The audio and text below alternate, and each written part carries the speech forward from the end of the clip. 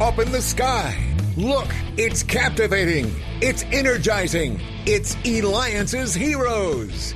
Eliances is the destination for entrepreneurs, investors, CEOs, inventors, leaders, celebrities, and startups, where our heroes in business align.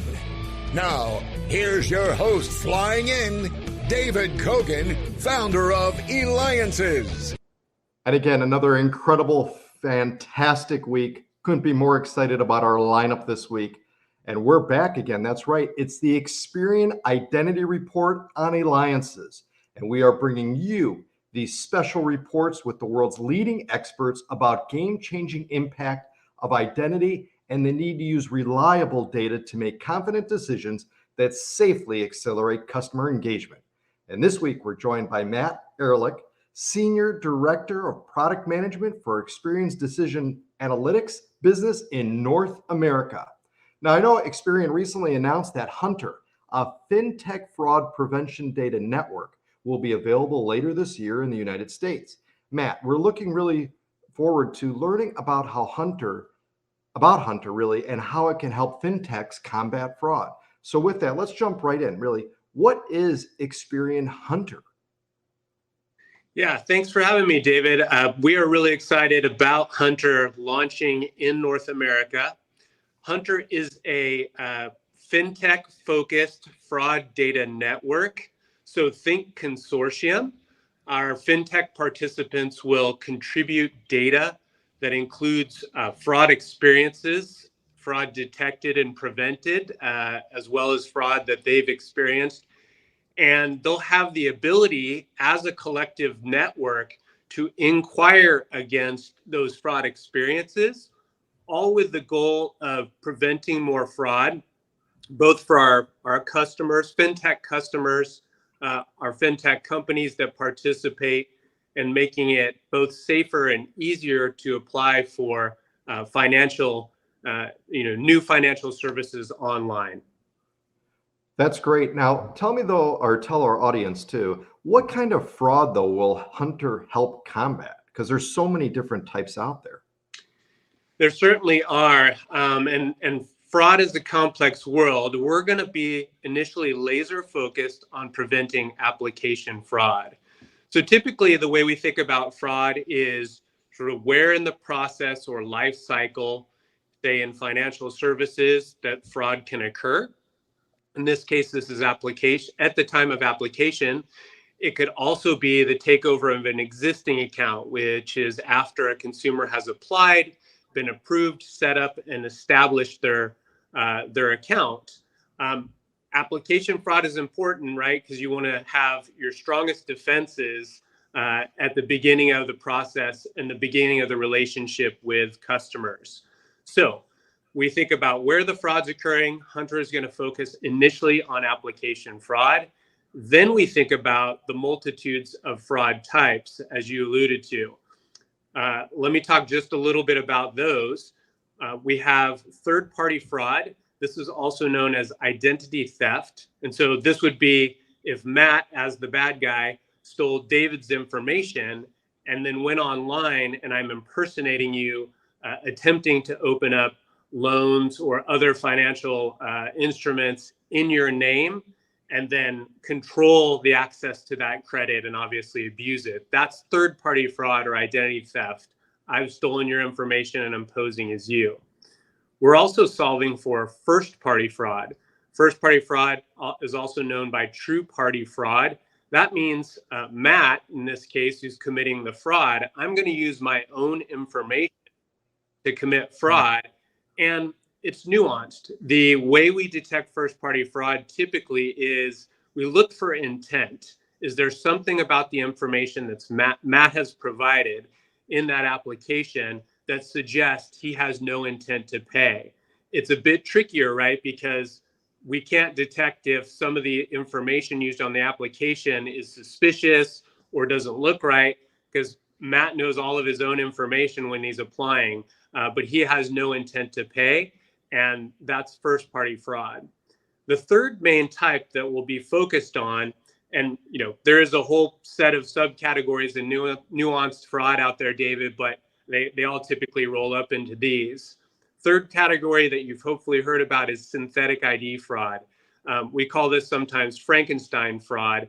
This is when I take some real information that might not be mine, such as a child's social security number, and then I create a whole credit and social and profile around that to make it look and feel as much like a real person as possible, but it's not. It's synthetic, and it's very, very difficult to detect, causes significant losses. And so we'll be focused on preventing synthetic fraud, first-party fraud, and third-party fraud. Wow, sounds amazing. Thank you again for sharing that. And by the way, too, you're watching and listening to me, David Kogan, host of the Eliances Hero Show. Make sure that you go to Eliances.com. That's Eliances.com. And you can click on radio to hear more past interviews, including many with the Experian Identity Report, because we have with us again, Matt Ehrlich. He is the Senior Director of Product Management for Experian's Decision Analytics business in North America. Make sure you go to Experian. That's Experian. And we're here today talking about Hunter. So a fintech fraud prevention data network. Why is Experian, though, bringing it to the market now? Yeah, the time is now because we're seeing some uncertain economic conditions, and in that climate, fraud typically increases, really all of the types of fraud that I just mentioned. So with uncertain economic conditions, we see increases in fraud, which means it's more work and more difficult for our clients. And then with that uptick in fraud, we heard from our clients that while some of the solutions that they have in place are stopping fraud, there is still an opportunity through this data network to get more of an early warning or early notification of fraud through contributed data. And so what I mean by that is fraud solutions are typically looking for risk signals, and it's based on information across large identity graphs and data sources.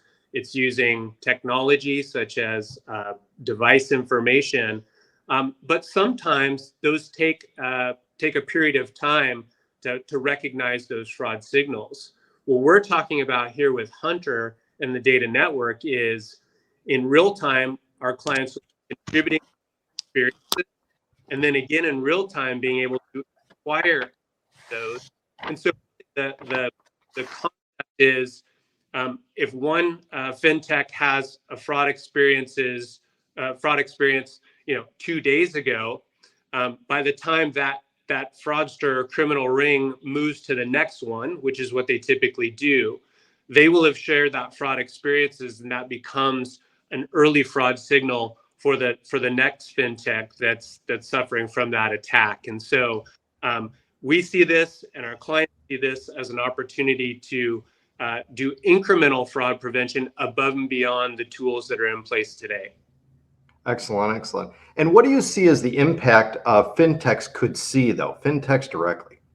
Yeah, well, I've talked a lot about fraud and the fraud impact. So a clear impact would be, and a goal is reduction in fraud, all types of fraud.